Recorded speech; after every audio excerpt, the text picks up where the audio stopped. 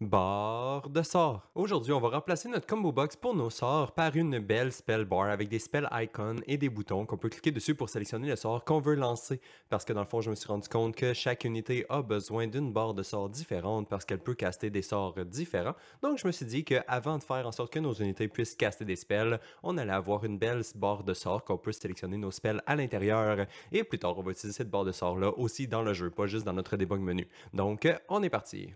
Et dans Unreal, la première chose qu'on va commencer par faire, c'est importer toutes les textures qu'on va utiliser aujourd'hui. Donc pour ça, je vais aller dans mon dossier de Art, je vais aller dans mes textures et je vais me créer un nouveau dossier que je vais nommer Spell Icons. Et à l'intérieur de ce dossier-là, je vais importer toutes les icônes qu'on va utiliser aujourd'hui. Donc je les ai toutes ici, je vais juste les importer en les glissant dans Unreal.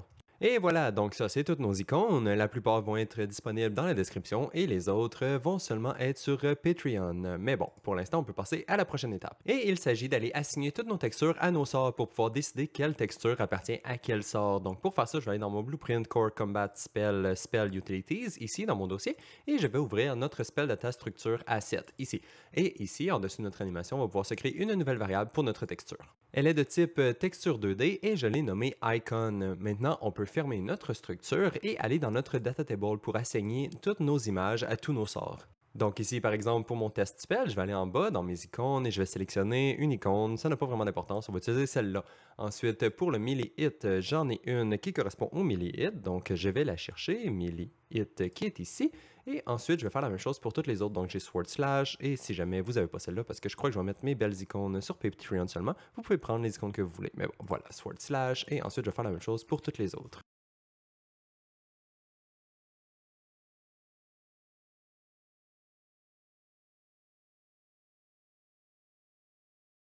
Et voilà, donc maintenant tous mes sorts ont leurs icônes assignées et ça va avoir de l'air beaucoup plus beau dans l'interface. Et justement, c'est le temps d'aller le créer.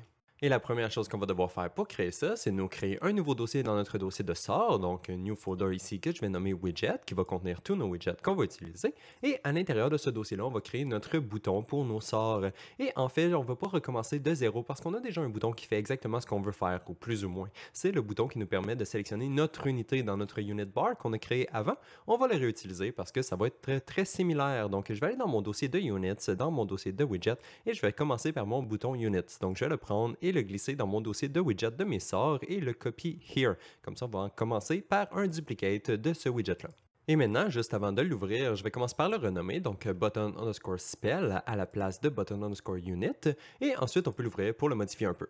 Et donc mes modifications sont faites, et les voici. Donc premièrement, pour ma border ici, j'ai simplement changé le padding ici en haut à droite pour que ça soit 3 à la place de 5, et ensuite pour le draw as dans l'apparence, je l'ai mis en image à la place de border. Ensuite, pour le bouton, première chose que j'ai fait, c'est j'ai renommé le bouton, donc bouton underscore spell à la place de unit. Et ensuite, à droite ici, j'ai été dans mon apparence et dans mon style et j'ai changé toutes les states de mon bouton pour que ce soit draw as image à la place de box lui aussi. Donc, draw as image, image, image et image ici. Donc comme ça, ils sont toutes en image, eux autres aussi.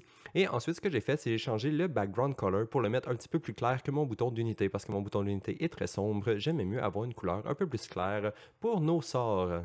Et finalement, on a notre image pour notre spell icon ici. Donc, la première chose que j'ai faite, c'est la renommer, évidemment. Donc, image underscore spell icon. Ensuite, j'ai changé le slot padding ici. J'ai enlevé le padding et j'ai mis le horizontal et vertical alignment pour qu'il soit stretché au maximum. Ensuite, pour le image size, je l'ai mis à 50 par 50 juste parce que ça nous donne un meilleur résultat dans le viewport quand que le mode ici en haut à droite est sélectionné en desired, comme ça ici. Donc, ça nous donne vraiment ce que ça va ressembler in-game. Donc, 50 par 50 avec un desired ici en haut à droite. Le draw as est une image lui aussi. Et ensuite, juste parce que mon bouton était un petit peu trop petit dans ma texture, j'ai changé le scale ici en bas à droite. Donc, j'ai rajouté un petit peu de scale. Donc, dans Render Transform, j'ai rajouté un peu de scale, donc 1.05 pour le X et le Y. Et maintenant, on a terminé avec le designer, donc on peut aller travailler dans le graphe. Et ici, la première chose que je vais faire, comme je veux que le blueprint y compile, c'est changer le type de variable qui est dans notre event dispatcher. En ce moment, c'est un button unit, mais on va le remplacer pour un button spell, qui est le widget que nous sommes dedans en ce moment, donc button spell. Et maintenant, si on compile, ça devrait fonctionner. Voilà, parfait.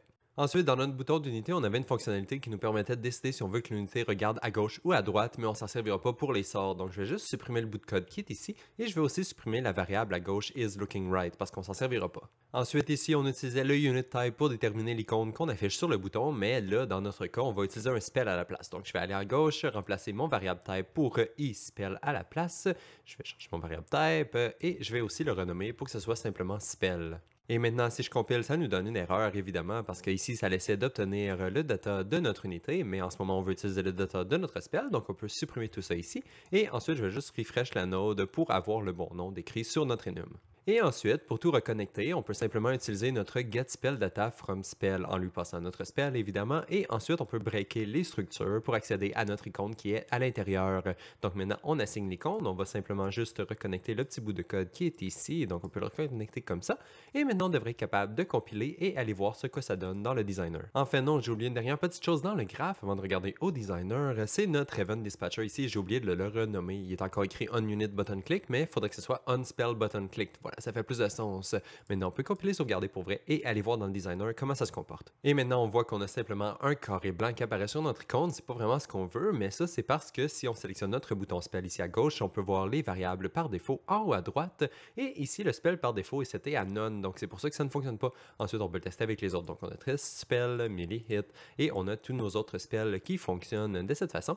Et ensuite, on peut cocher notre case selected pour voir la petite bordure apparaître et disparaître. Parfait. Donc là, je vais juste remettre des valeurs par défaut. Donc, test spell, en fait, je vais le mettre à none, ça va être juste plus clair et il ne va pas être sélectionné par défaut.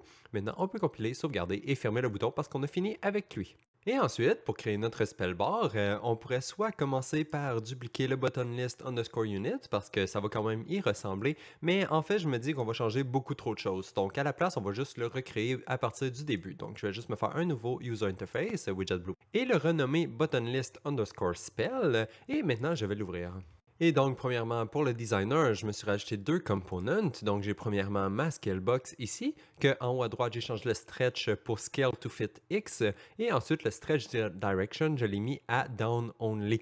Et ensuite, à l'intérieur de ma scalebox, je me suis rajouté un grid panel que j'ai renommé grid panel underscore spells et je l'ai mis en variable, donc is variable, parce qu'on va rajouter des éléments à l'intérieur dynamiquement par le code.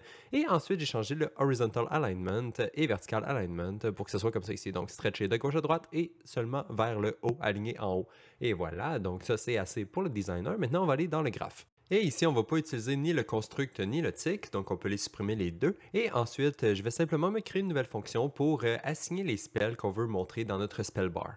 J'ai nommé la fonction setSpellsList et ensuite dans les inputs, je me suis créé une nouvelle variable qui est un array de eSpell. Je l'ai nommé spells. Ensuite, j'utilise cette variable qu'on reçoit en input pour setter notre variable qui est dans notre blueprint. Donc, je me suis créé une nouvelle variable dans le blueprint aussi que j'ai nommé spellsList. Même chose, c'est un array de eSpell et je l'ai mis instance editable. Comme ça, on va pouvoir le changer dans le designer pour avoir un preview et aussi on va pouvoir le changer plus tard dans notre interface. Donc maintenant, on a notre spells list qui est dans notre widget et ici notre spell qui est dans notre fonction qu'on utilise pour setter notre spells list. Et maintenant que la fonction est créée, ce que j'ai fait, c'est retourner dans mon event graph, ici dans mon préconstruct pour l'appeler. Donc j'appelle mon set spells list en lui passant le spells list qu'on a en variable juste ici. Donc dans le designer, on peut changer nos spells et ensuite on va appeler notre fonction qui va s'occuper de les montrer dans notre spell bar. Bon, maintenant on va aller faire la logique de la fonction justement qui va faire ça. Donc on va la réouvrir et rajouter du code ici. Et c'est à ça que la logique de la fonction va ressembler. Donc première étape, c'est de vider notre grid panel parce qu'on avait déjà ajouté des spells à l'intérieur, donc on veut les remplacer. Donc on va commencer par clear les children pour les remplacer. Ensuite, ce qu'on va faire, c'est regarder si à l'intérieur de notre spell list, il y a des éléments. Donc, si notre liste est vide ou non, parce que s'il y a des éléments à l'intérieur de notre liste, ça veut dire qu'on veut utiliser ces éléments-là. Donc, c'est ce qu'on va faire ici. On prend notre spell list, on loupe à l'intérieur et on se set une variable pour se rappeler quel spell qu'on veut créer en ce moment. Donc, c'est ça qu'on va faire si jamais il y a déjà des éléments dans notre liste. Mais si jamais notre liste est vide, ça va passer par en bas ici parce que la length va être égale à 0. Et ça, dans ce cas-là, on va simplement faire une fonction de debug qui va nous permettre de tout montrer tous les spells de notre jeu. Donc si notre liste est vide, on va simplement faire un for each loop à l'intérieur de tous les spells de notre jeu au complet et on va setter la même variable locale. La variable, je l'ai ici, donc local variable de type eSpell que j'ai nommé spell pour se rappeler duquel spell qu'on veut créer. Ensuite, on va simplement s'assurer que le spell qu'on essaie de créer n'est pas égal à none, parce que techniquement, none, ça n'existe pas comme spell, donc on ne veut pas le créer. Donc on va juste faire sûr que ce n'est pas égal à none, et si c'est le cas, eh bien on va simplement créer notre bouton. Donc on fait un create button, un create widget ici, en lui passant notre button spell, la classe qu'on veut créer.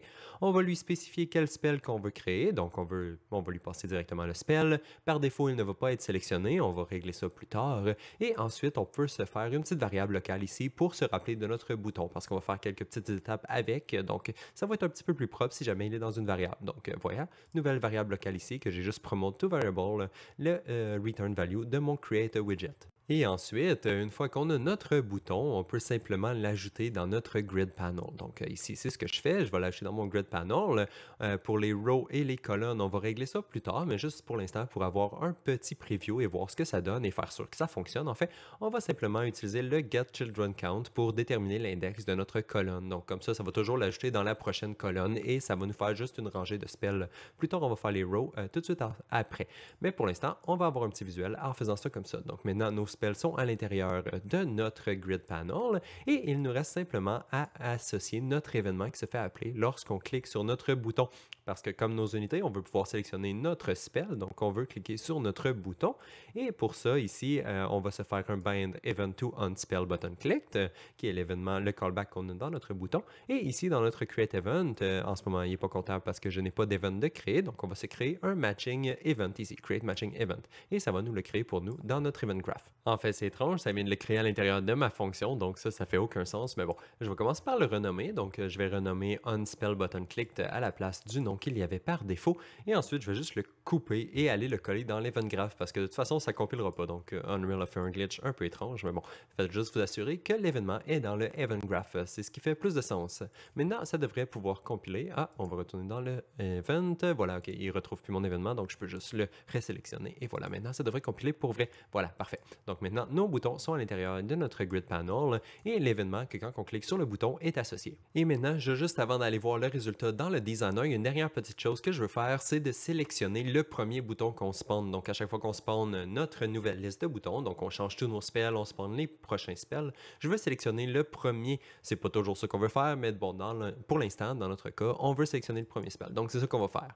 Donc je vais me rajouter un do once, comme ça va simplement s'exécuter la première fois que ça arrive dans cette loop-là. Donc la première itération de notre loop, ça va exécuter notre code. Et après notre do once, on va faire un set is selected sur notre bouton. Donc comme ça, on va sélectionner le bouton visuellement. Et ensuite, on va appeler notre événement onSpell button clicked. Comme ça va supporter l'événement. Comme ça, on va pouvoir montrer la portée de notre spell. C'est ça qu'on veut. Ça ne veut pas dire qu'on va vouloir garder cette logique-là plus tard dans notre jeu, mais pour l'instant, c'est la logique qu'on veut avoir. Donc, on va la garder ici.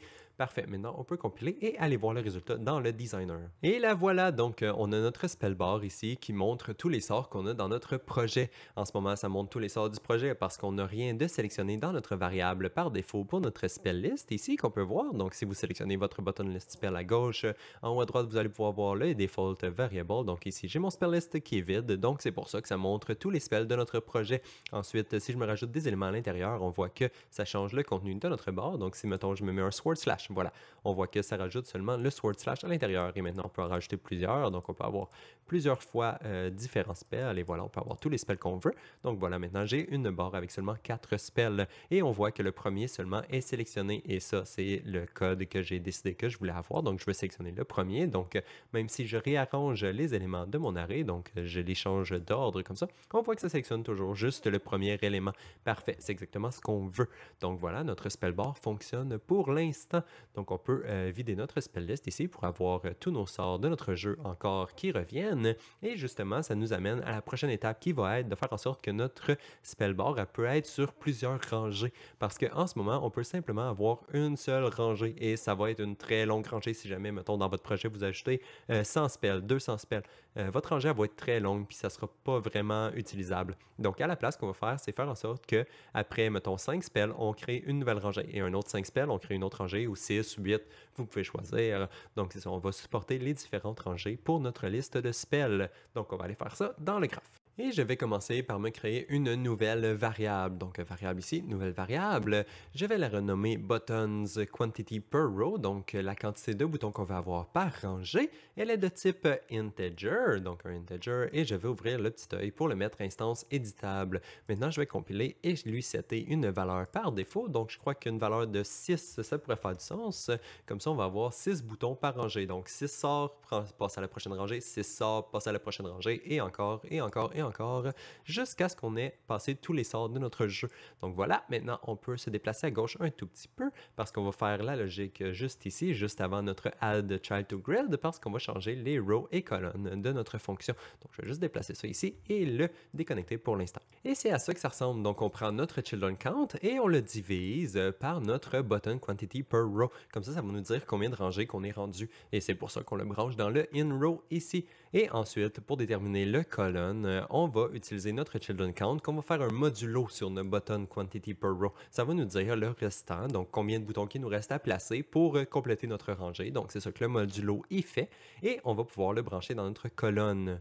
Et ici, la dernière chose, c'est le max ici que j'ai pas expliqué. Et ça, dans le fond, c'est simplement pour faire sûr que notre variable, la valeur de notre variable ne peut pas être égale à 0 ou plus petite que 0 parce que ça fait pas de sens d'avoir 0 bouton par rangée ou moins 5 boutons par rangée. Ça fait pas de sens. Et sinon, si jamais on met 0 ici, les divisions et le modulo, ils vont pas être contents. Donc, on fait un max 1 ici juste pour faire sûr que si jamais il y a une erreur de l'utilisateur et que l'utilisateur avait mis une valeur de 0 ou négative ici, ça va juste l'annuler et ça va le setter à 1 par défaut. Donc voilà, la minimum quantité de boutons qu'on peut avoir par rangée, c'est 1 et ça fait du sens. Et maintenant, on peut aller voir le résultat dans le designer. Donc je vais retourner ici et déjà là, on a 2 rangées parce que notre valeur par défaut est 6.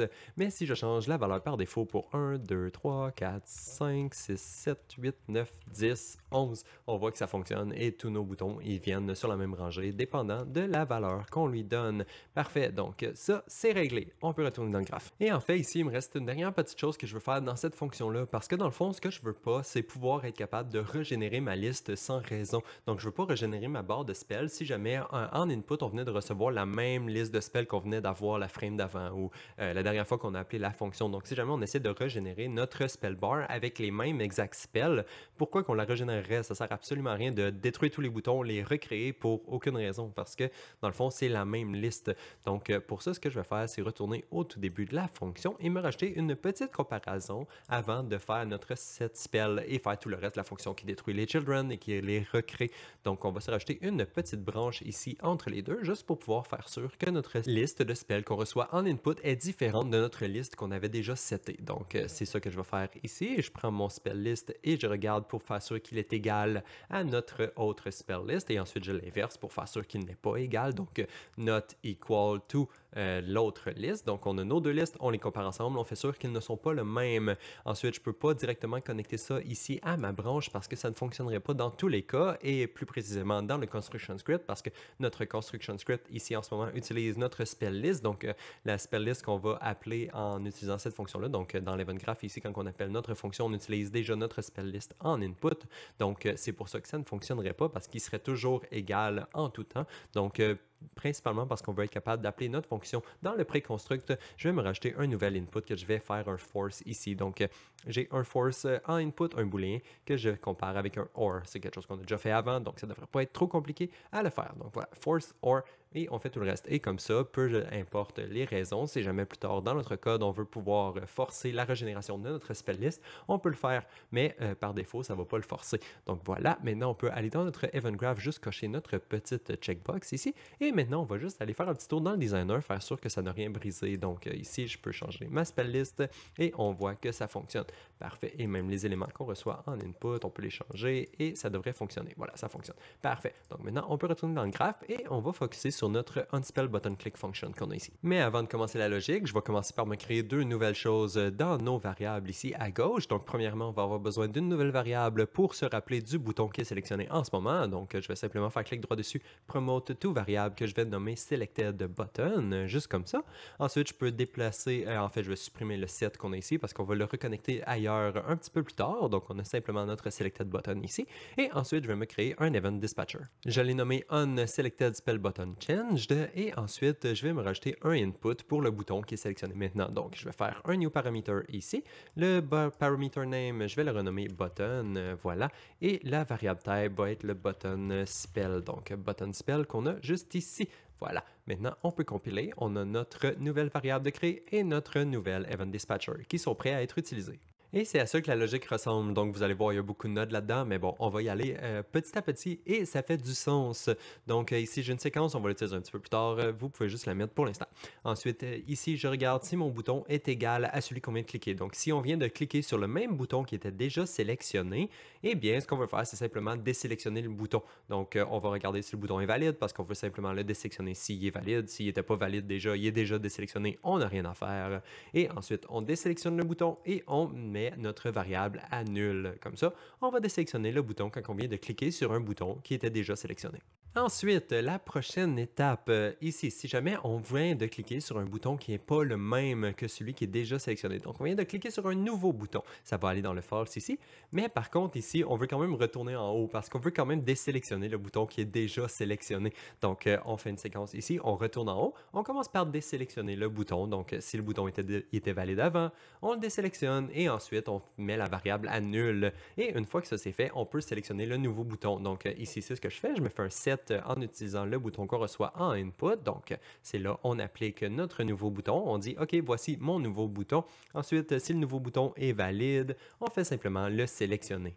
Et maintenant, il nous reste simplement une dernière petite étape à faire et c'est d'appeler notre callback qu'on a créé parce que là, on ne l'appelle pas nulle part et c'est ça qu'on va faire et on va se servir de notre séquence qu'on a au tout début de cette façon. Donc, une fois qu'on a fait toute la logique qui sélectionne, désélectionne, modifie le bouton, blablabla, blablabla, on va appeler notre callback qui est ici. Donc, c'est ça. Pour ça que j'ai mis une séquence, je trouve que c'est un peu plus propre. Donc, on fait toute la logique de sélection de bouton et ensuite, on fait juste notifier, OK, le bouton a changé. Et en fait, juste avant de passer à la prochaine étape, je crois que ce serait bien d'avoir une autre fonction qui va nous permettre d'accéder au Selected Spell en ce moment, juste pour que ce soit un petit peu plus simple. Donc, je vais juste me créer une nouvelle fonction ici que je vais nommer Get Selected Spell. Et je vais aussi la mettre pure ici. Et voilà, maintenant, la logique ressemble à ça. Donc, c'est relativement simple. On fait juste regarder si le bouton qui est sélectionné en ce moment est valide. Donc, si on a un bouton de sélectionner, on peut simplement prendre le spell qui est sauvegardé à l'intérieur du bouton et le retourner à la fin. Sinon, on peut simplement retourner none à la place. Comme ça, on va dire qu'on n'a aucun spell de sélectionner. Et voilà, donc maintenant, ça va être plus simple d'obtenir le spell qui est sélectionné. On peut simplement appeler cette fonction-là maintenant. Donc, voilà. Et c'est tout ce qu'on avait à faire pour ce widget, donc on peut le compiler et le fermer. Maintenant, il reste seulement à aller l'utiliser. Et on va aller faire ça dans notre action de cast spell. Donc, dans notre debug menu, dans nos actions ici, j'ai mon button action cast spell que je vais ouvrir et on va remplacer notre combo box qu'on a ici par notre nouveau widget qui contient toutes les belles icônes à la place d'avoir juste du texte comme ça. Et pour faire ça, ça va être super simple. On va commencer par supprimer notre combo box ici. Donc, on n'en a plus besoin. On peut la supprimer. Et ici, dans ma palette, je peux choisir mon button list spell. Donc, on va le prendre et le mettre dans le widget, juste comme ça. Maintenant, il va être une variable ici en haut à droite. Donc, ça, c'est bien. Et ensuite, je vais juste lui mettre un peu de padding. Donc, 2 de padding, juste pour qu'il soit un peu plus petit que le bouton. Parfait. Maintenant, on peut compiler et aller voir les problèmes dans le graphe. Et en fait, vu que la première erreur se trouve juste ici, on va commencer par celle-là. Donc ici, on essaie d'utiliser la combo box, mais à la place, on va utiliser notre button list spell qu'on vient de créer. Donc je vais juste l'utiliser pour reconnecter mes deux fonctions de cette façon et supprimer l'ancien code parce qu'on s'en servira plus. Ensuite, si je regarde mes erreurs qu'on a ici, donc ici, je vais voir, OK, j'essaie de changer la visibilité de mon combo box qui n'existe plus, donc on va le remplacer par notre button list à la place. Donc on peut supprimer les deux combo box de cette façon. Et maintenant, si on compile et qu'on clique sur la prochaine erreur qui nous reste à réparer, ça nous apporte dans le pré-construct qui essaie encore de populer notre combo box. Mais on l'a plus, donc on n'a plus du tout besoin de ce code-là ici. Donc je vais simplement tout supprimer. Maintenant, si on compile, on ne devrait plus avoir d'erreur et c'est le cas. Parfait. Il reste seulement une dernière petite chose à faire. Par contre, c'est d'implémenter notre événement de notre button list spell à chaque fois qu'on clique sur un nouveau bouton parce qu'on peut se faire notifier à ce moment-là et pouvoir réexécuter notre logique. Donc je vais juste sélectionner mon bouton list spell à gauche ici et cliquer sur le plus. Et ça va nous implémenter notre événement pour nous. Événement que je peux simplement déplacer pour aller remplacer notre onSelection change qu'on avait pour notre combo box. Donc je vais juste supprimer celui-là et le remplacer par le nouvel événement qu'on vient de créer. Et voilà! Donc ça devrait conclure tout ce qu'on avait à faire pour notre button action cast spell. Donc on peut le compiler, le sauvegarder et le fermer. Et en fait, maintenant, on devrait être capable de tester dans le jeu, voir ce que ça donne. Donc ici, j'ai mes spells et si je sélectionne mon action, on voit que ça expand et que ça nous montre tous nos spells. Donc on peut sélectionner le spell qu'on veut caster. Et maintenant, on peut sélectionner une case sur la grille pour voir la range se faire mettre à jour comme ça faisait avant. Et si je fais clic droit, on peut caster notre sort et ça marche pour tous nos spells. Donc voilà, ça fonctionne très bien. Il reste juste une dernière petite chose par contre que je voudrais faire avant de terminer la vidéo et dans le fond, c'est empêcher le widget de se stretcher aussi gros que ça, en fait, de grossir autant que ça. J'aimerais pouvoir limiter la grosseur de mon widget pour que ce soit un petit peu plus petit, pour que ça ressemble plus à nos autres tables qui sont beaucoup plus petites que celle-là. Celle-là, ici, elle devient vraiment large. Donc, je crois que c'est un peu trop large. Ça serait bien de la limiter. Donc, on va aller faire ça rapidement. Et ça va être dans nos tables ici et on va aller dans notre tab Spell. Et le fixe va être super simple. Donc, ce que je vais faire, c'est ici aller à gauche dans ma hiérarchie, faire clic droit sur ma vertical box qui est le root de ma table au complet, faire clic droit, faire un wrap width et choisir une size box. Ici, on peut voir que ça n'a rien changé, mais c'est parce qu'on n'a pas seté de valeur dans notre size box encore. Donc, je vais la sélectionner en haut à droite ici dans le child layout et je vais changer la grosseur width override pour 300. Comme ça, on va limiter la grosseur à 300. Vous pouvez mettre la valeur que vous voulez. Donc, on voit que nos spells ici, nos boutons, ils s'adaptent à la grosseur qu'on veut lui assigner. Mais dans mon cas, je crois que 300, c'est une bonne valeur. Donc, on va y aller avec ça. Parfait. Maintenant, on devrait pouvoir compiler et fermer tout ça et aller voir ce que ça donne dans le jeu. Et voilà, donc c'est à ça que ça ressemble. Maintenant, quand on sélectionne notre action, on voit que ça ne change pas la grosseur de notre table. Donc, on voit que c'est beaucoup plus stable qu'avant. Et la grosseur de notre table ici de spell ressemble beaucoup à notre table de grid. C'est pas identique, mais bon. C'est beaucoup plus mieux qu'avant que quand c'était vraiment très différent. Donc, pour l'instant, on voit que c'est très similaire. Parfait. Donc, je crois que ça va être bon pour l'instant. Et on va se revoir dans la prochaine vidéo. Et cette fois-là, ça va être vrai. On va faire en sorte que nos spells, ils peuvent targeter des unités et que les unités puissent se faire affecter par nos sorts. Mais bon, pour aujourd'hui, ça va être assez et on va se voir dans la prochaine. Donc, bye bye!